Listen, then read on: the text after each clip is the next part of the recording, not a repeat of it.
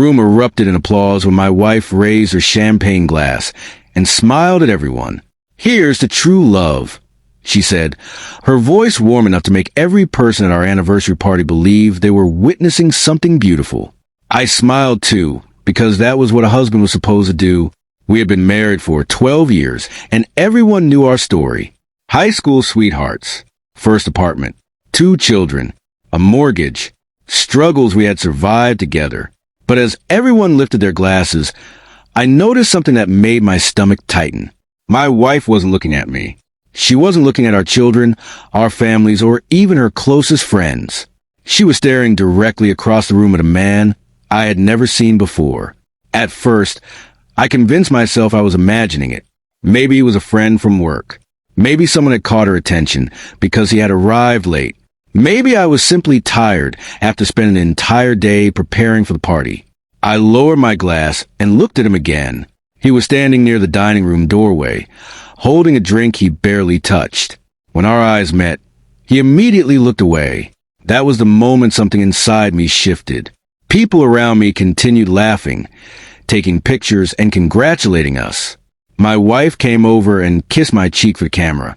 "Happy anniversary," she whispered, but her smile disappeared the instant she looked over my shoulder. She was watching him again. His name was Daniel. I learned that less than 20 minutes later, when one of my wife's co-workers casually introduced us. "Daniel, this is Michael, Sarah's husband." Daniel extended his hand and smiled politely. "I've heard a lot about you." I shook his hand. "Really? From where?" There was a tiny pause before he answered.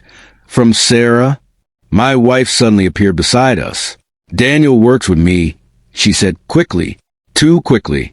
I looked at her. "I didn't know you two were close." Her expression changed for half a second, but she recovered immediately. "We're not. We just work on the same projects." Daniel nodded, but he looked uncomfortable. Then my wife touched his arm and said, "Excuse us." She pulled me away before I could ask anything else. That small gesture bothered me more than any confession could have. Later that evening, while everyone was eating, my wife disappeared for nearly 15 minutes. I noticed because she had promised to sit with me during the anniversary dinner. I waited, assuming she was helping in the kitchen. Then I saw Daniel quietly leave through the back door.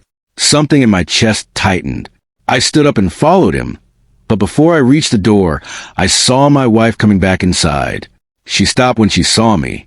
"Where were you?" I asked. "Bathroom," she answered. I nodded. Daniel just went outside. Her face went pale. "So," she asked. I didn't accuse her.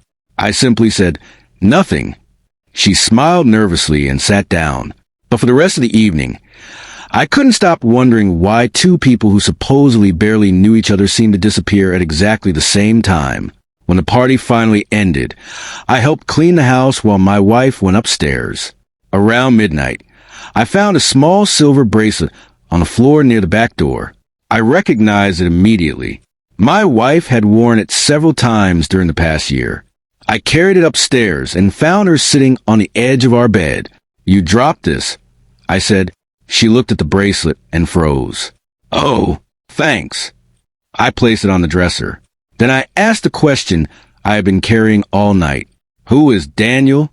She sighed. "I told you, he's someone from work." I watched her carefully. "Then why did you look at him when you said, 'true love'?" She laughed, but there was no humor in it. "You're being paranoid." Those words should have ended the conversation. Instead, they made me realize she wasn't answering me. The next morning, I woke before her. I couldn't shake the feeling that something had changed. While making coffee, I noticed her phone on the kitchen counter. A message appeared on the screen. I didn't touch the phone, but I saw enough to recognize the name. "Daniel." The message simply said, "We need to talk about last night." My hands went cold. When Sarah entered the kitchen, she immediately grabbed the phone. "Who is Daniel?" I asked again. This time, she didn't answer immediately. She stared at the floor. Then she said, "It's complicated." Those 2 words frightened me more than I cheated ever could have, because complicated meant there was a story I didn't know. And whatever that story was, my wife had spent months making sure I never discovered it. I didn't confront her further that morning. Instead, I went to work and tried to behave normally. But every memory from the previous year suddenly looked different. The late nights at the office, the unexplained meetings, the sudden interest in dressing differently, the password she had changed on her phone, the weekend when she claimed she had attended a work seminar, only to return home smelling like a hotel lobby and expensive perfume. I had accepted every explanation because I trusted her. Now that trust felt like evidence against me. I realized something painful. Betrayal rarely begins when you discover the truth. It begins much earlier, when someone starts creating a second version of their life while you are still living inside the first one. That afternoon, Daniel called me. I stared at his number for nearly a minute before answering. Hello. There was silence. Then he said, Michael, I owe you an explanation. My heart started pounding. About what? He breathed heavily. About Sarah. I leaned against my desk. Go ahead. Daniel told me they had met nearly 8 months earlier through a company project. They became friends, then emotionally close.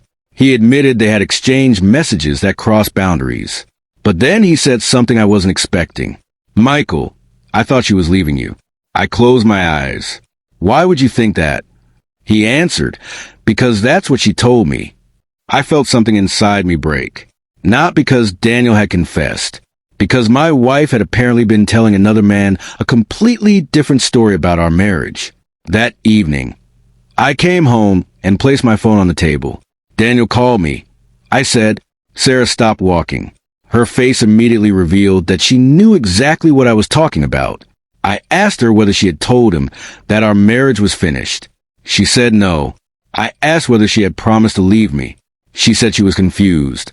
Then I asked the question I had been avoiding. Did you love him? She sat down and covered her face. For several seconds, the house was completely silent.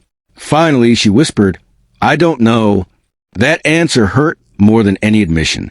I wasn't asking whether she had made a mistake. I was asking whether the person I had built 12 years of my life with had emotionally walked away long before I knew she was leaving. She eventually told me the truth. There had been no single moment when everything changed. It started with conversations. Daniel listened to her.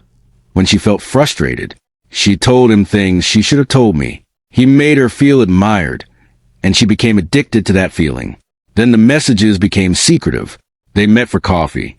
They spent time together after work. She insisted nothing physical happened at first, but the emotional affair became something neither of them wanted to stop. And then came the night of our anniversary. Daniel had confronted her before the toast because he wanted to know whether she was ever going to leave me. She had raised her glass and said, Here's to true love, while secretly looking at him because she wanted him to understand that she was talking about the love she believed existed between them. I asked her why she had chosen our anniversary to do something so cruel. She cried and said she hadn't planned it that way. She claimed the word simply came out. But I knew better. The toast wasn't an accident. It was a message hidden inside a celebration. Everyone in the room thought she was honoring our marriage, while she was secretly communicating with another man, using words that were supposed to belong to me. That realization changed the way I saw the entire evening. The applause suddenly sounded different in my memory. The photographs felt like lies frozen in time. Every smile, every hug, every congratulation had become part of a performance I hadn't known I was watching. I didn't scream at her. I didn't throw anything. I didn't call Daniel and threaten him.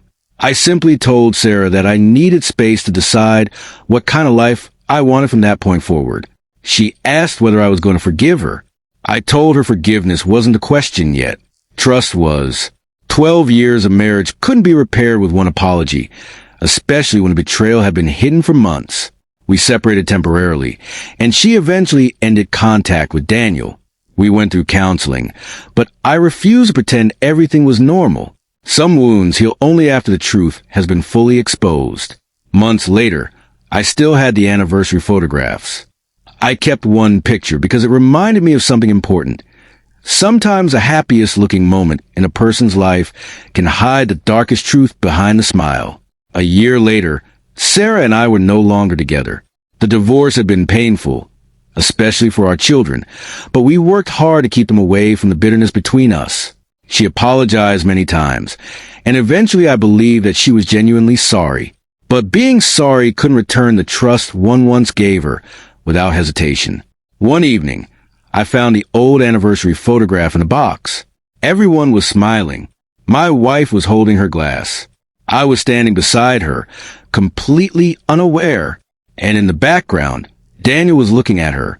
I studied that photograph for a long time. Then I finally understood what had disturbed me that night. It wasn't just that she looked at another man. It was that everyone in the room believed her words were about me, while she knew they weren't. That was the real betrayal. Sometimes the most dangerous secrets aren't hidden in darkness. They're hidden inside moments everyone else is celebrating. The end